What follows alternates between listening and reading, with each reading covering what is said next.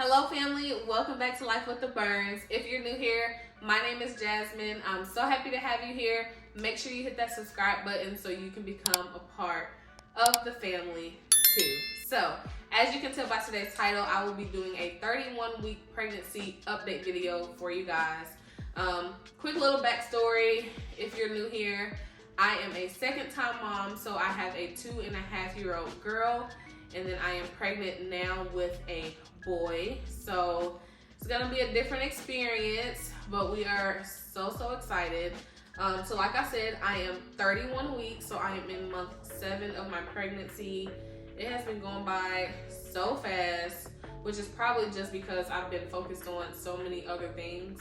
I feel like with my first pregnancy, I was more so just focused on the pregnancy because I didn't have so many other things going on. But this time it's kind of like I'm still moving as if I'm not pregnant, like I'm still going. Especially having a 2.5-year-old, and I'm also a stay-at-home mom, so busy, okay? There's no time for rest, but we are almost to the finish line. I'm so excited. I am due in October, so we have about 2 more months to go. Time is ticking, but we're gonna start with the basics. So I'm gonna go into baby's size. I am getting all of this information from the pregnancy app that I use. I use the Bump. I used that with my daughter and I loved it. So this time around, I just went back to what I know. So baby is 16.2 inches and 3.3 pounds, and baby is as big as asparagus. 9 weeks to go. So baby is growing. And I do like following the Bump as far as size goes, because every time that I've gone to the doctor, it seems like the size actually does really match up with what the app says. So I just base it off of what they say until the doctor tells me otherwise. So like I said, we are having a boy. We had an intimate gender reveal. It was just me, Chavis, my husband, and then my daughter, and we cut into a cake. We didn't cut into it. We used like the champagne flutes. And that was really fun. I'm really glad that we did an intimate gender reveal instead of doing, like a gender reveal with everybody watching. It just made the moment a little bit more special for us. So I'm glad that we went that route this time around. And we do have the video up. You can look under my shorts or follow us on Instagram or TikTok, and it's posted there. So I feel like I'm in nesting mode right now. Chavis, my husband, told me that I was moving too fast, too soon. But I am like in cleaning mode. Let's organize. Let's get this house ready. We had a lot of baby girl items that we saved just in case for when we had another child, if it was a girl. We went through all of the baby items that we kept to see what was unisex, what we could keep, and what we're gonna sell or try to give away. So I was very excited to get that done. We're keeping some things I'm gonna try to sell, or like I said, give away if I can't sell it. We have all of the big ticket items. We have a stroller, but we're gonna need a double stroller. We have a crib, we have the bassinet, we have the high chair. So we have the bigger items, and it's just like the smaller things that we need. So I'm excited for the baby shower, because after the baby shower, which is in like 3 weeks, I can really start going through stuff and start washing clothes and y'all know, all that good stuff. All the baby prep things that you start doing towards the end. But I am definitely in nesting mode.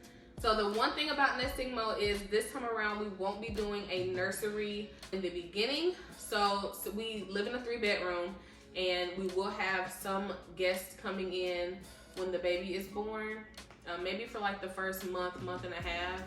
So we're gonna leave our guest room. So we have our room, my daughter's room, and then we have a guest room.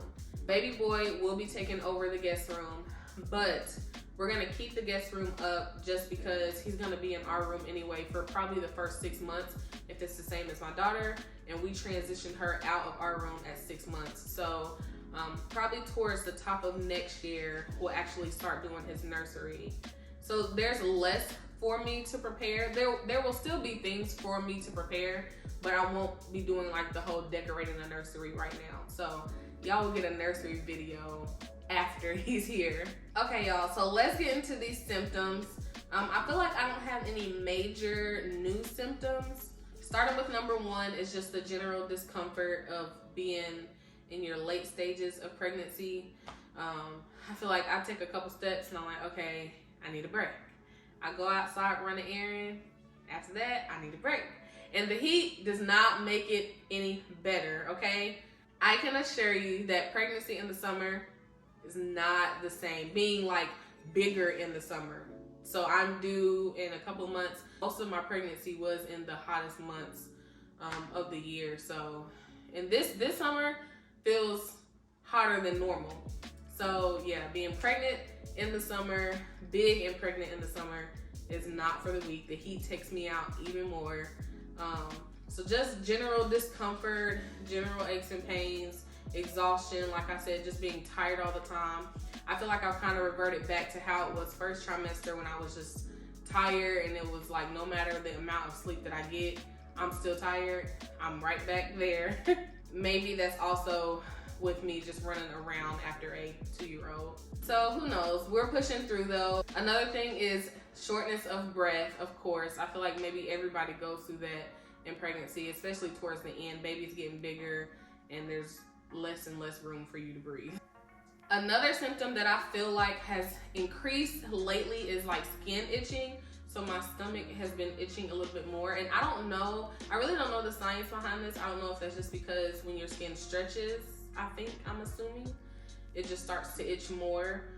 So that's a symptom. I try not to scratch too much because they say like for stretch marks, which I don't really care that much if I get stretch marks. I already have them. So I'm just like, it is what it is. But yeah, that's just a symptom that I've been feeling a little bit more lately. So quick backstory, when I was pregnant with my daughter, my skin, like my hands got extremely dry, like abnormally dry. And it never really solved itself even after I gave birth. It got a little better after I had her, but my hands are still like abnormally dry.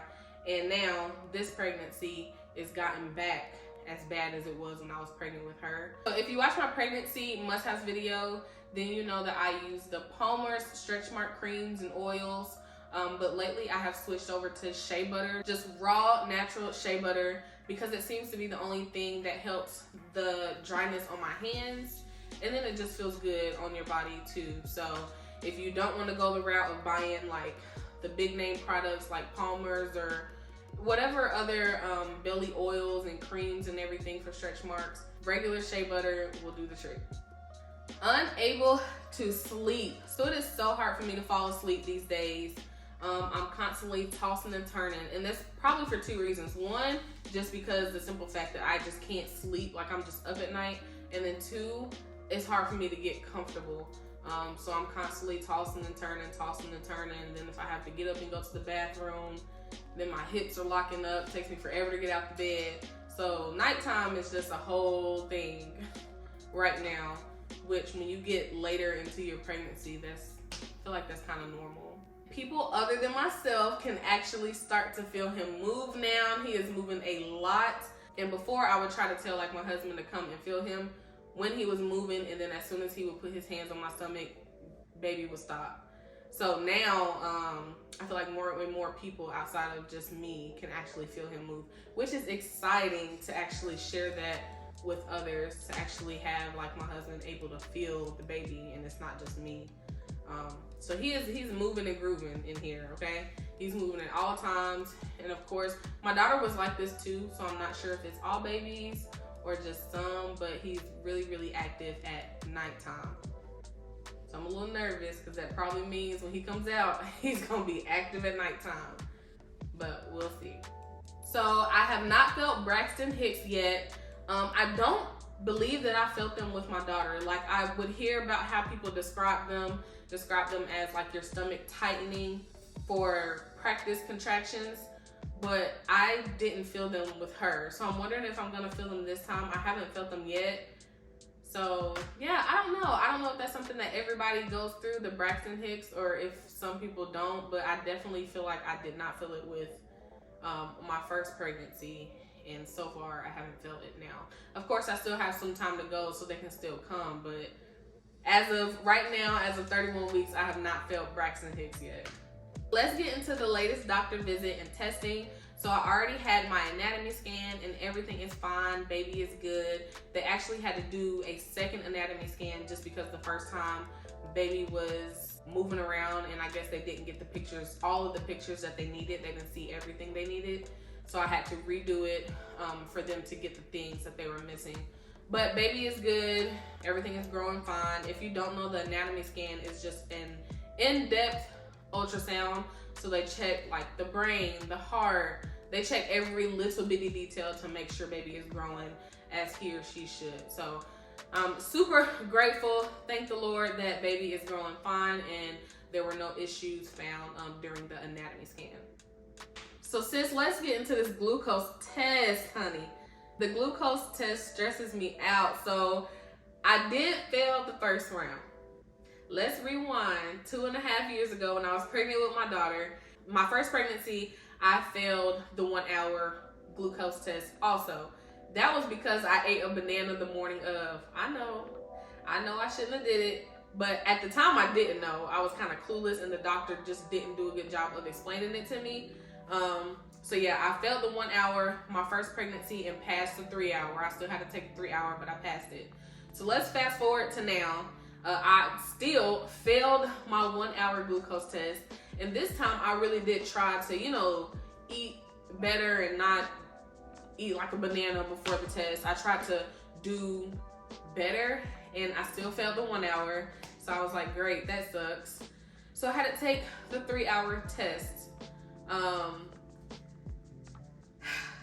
So for both the 1 hour and the 3 hour, I had the lemon lime flavor, which everybody talks about how nasty the drinks are, but it really wasn't that bad. They're just high in sugar, so it can make you feel nauseous depending, or just kind of like sick just because of the high sugar content that it has. So I think, if I'm not mistaken, if I'm wrong, I'll put it on the screen if I can find it. But the first go around, so the 1 hour test, it was 50 grams of sugar in that drink. In the 3 hour, they actually double it. So I believe it was 100 grams of sugar in that one. Still the same flavor, still lemon lime, but they upped the sugar for the 3 hour test. So that one was a bit much. After I had drunk that drink, I did start to feel a little nauseous because the 3 hour test is actually fasting. The 1 hour, they told me I didn't have to fast, just eat like a high protein breakfast. And I had my test in the afternoon for the 1 hour. So for the 3 hour, I couldn't eat anything the night before past midnight up until 8 a.m. my test. I drank the drink and then I couldn't eat until after I finished the test, of course. I could only drink water. So that was fasting. So having no food on your stomach plus drinking all of that sugar, it did make me feel a little bit nauseous. But the drink itself is really not that bad as far as taste goes. Okay, so let's get into what happened during the 3 hour test. So as soon as you get there, well, this is my experience. I'm not sure if it varies, but as soon as I got there, they did my finger prick to test the sugar level without me even drinking the drink. So this was the fasting one, and I failed the fasting finger prick. So I was like, great, this sucks, because I think you have to pass 2 out of the 4. I don't know if I'm saying that right, but because I failed the first one, I only had room, I had to pass the rest of them. So I think you can only fail one. Because she told me, since you failed the first one, the next 3 finger pricks you have to pass, or we're gonna diagnose you with gestational diabetes. So I was on edge, honey. I was nervous, a little bit stressed out, I'm not gonna lie. But you have to go through with it. So I had the fasting one, drank the drink, and then for the next 3 hours, she would prick my finger. So she told me personally that I could leave if I wanted to. I just couldn't eat. I only could drink water. So after I drank the drink, I had to wait an hour. So she was telling me during the waiting period, I could leave the doctor's office if I want and come back every hour to get finger pricked. But I felt like that was doing the most. So I just sat in the waiting room the whole time, which is what I did my first pregnancy also. So if you have to take the 3 hour test, I would just recommend just bring like a book. I brought my iPad because I had some stuff to do on it, and my phone, make sure I had my earphones, and I was good to go. I was just chilling and make sure I had my water. So the waiting part wasn't really that bad. It's just getting your finger pricked over and over was kind of annoying. So yeah, like I said, I failed the first one, so I was a little bit nervous, but thank the Lord, I ended up passing the following 3. So they did not diagnose me with gestational diabetes. However, the very last test, my blood sugar level had to be at 140, and I passed by this much. So I was at a 139. So literally 1 point off. So they didn't diagnose me because technically I did pass, even though it was like right there. But the doctor did tell me just to make sure that I still watch my diet since I was so borderline. They were saying just get in exercise and then just watch your diet as far as like sugar and carbs. She pointed out carbs especially. So like a high protein, low carb diet. So since I had that test, I have been trying to watch what I eat. They told me I don't have to cut out anything. They were just like, make sure that you just be mindful of what you are intaking majority of the time. So I've been trying to really change what I eat. I've been trying to find like low sugar alternatives, low carb alternatives. Of course, occasionally if I go out to eat, like we went to Olive Garden and I think I had pasta, but that's just like one time. So for the most part, I've been trying to eat a little bit better. I've actually looked up what people with gestational diabetes eat to kind of help me. Even though I wasn't really diagnosed, I still just want to do better. One, for my health and for the baby's health. It kind of scared me a little bit because as I was doing research and looking up other people's experiences, I did realize that when you're pregnant with gestational diabetes, one, there's nothing that you can really do to bring it upon yourself. I think it's something with the placenta, and I'll put like the facts on the screen, but you can try to do your best to control it and prevent it with diet, but ultimately, you know, it's not like you caused it. In my case, I felt one. I did see a case where a lady went and she felt one just like I did, and her doctor still put her on the path of having gestational diabetes. So I was like, let me really try to just watch my diet. Also, when I was doing my research, I did realize that when you're pregnant with gestational diabetes, most of the time it goes away as soon as you give birth. Like it's just something while you're pregnant. But I found a lot of cases in women where they would have gestational diabetes, and then like after they have their babies, a year or 2 down the line, they would have type 1 or type 2 diabetes. So I know it can follow you like later on down the road. So I think I just want to do a lifestyle change, like even after the baby is born, just kind of change as far as like how many carbs I'm eating, how much sugar I'm intaking. And I'm realizing that sugar isn't everything. Like, cause at first you kind of think, just don't eat a lot of sweets, but it's not really about the sweets. Cause I'm not like a huge sweets person. I've been eating some sweets, but I'm not a huge sweets person. But like bread, I'm a huge bread person. Potatoes, love some French fries, like stuff like that. I have to realize that it still affects it. And the lady that was doing my test said, for example, if I go out to eat and I get a fry, instead of getting a large fry, maybe get a small. So also portion control. So that's what I am doing.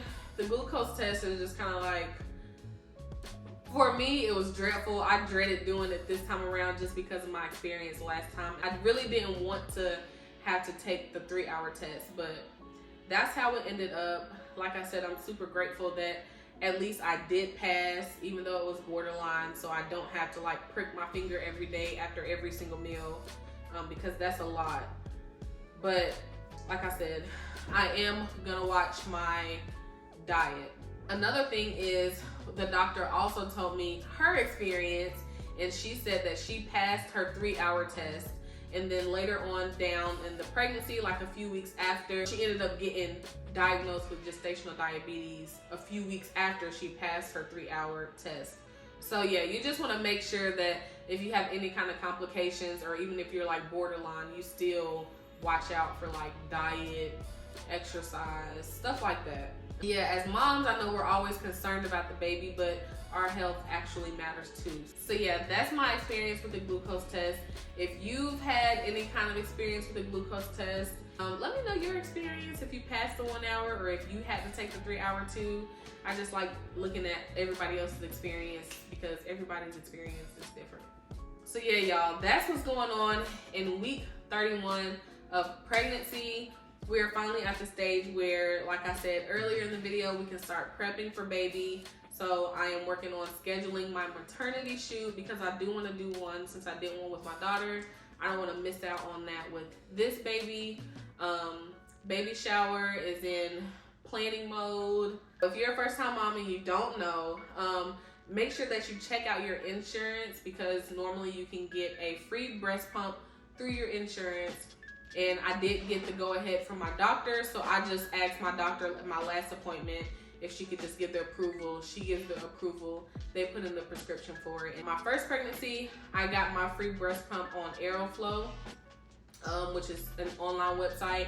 You just go put in the information and you can see what your insurance covers. And I got a Spectra pump and actually really liked it. This time around, I'm hoping that I'm able to get a hands-free pump. I still have my Spectra, so I'm hoping that I can use my Spectra and then also have a hands-free option. So I'll keep y'all updated on that. And also it's time for me to pre-register, do my hospital registration. So I'm probably gonna try to do that this week, get that done, and take it over to the hospital. So we're good to go in that area. But yeah, y'all, that's all I have for you guys today. I hope you guys enjoyed this video. Before we close out, I'm gonna give you guys a little bump update, show you how baby is growing, but make sure you leave a comment. Like I said, tell me your experience. Let me know if you have any questions or any video recommendations. Make sure you give this video a thumbs up. And if you're not subscribed, make sure you subscribe, sis, okay? So let's get into this bump update and I will see you guys in the next video.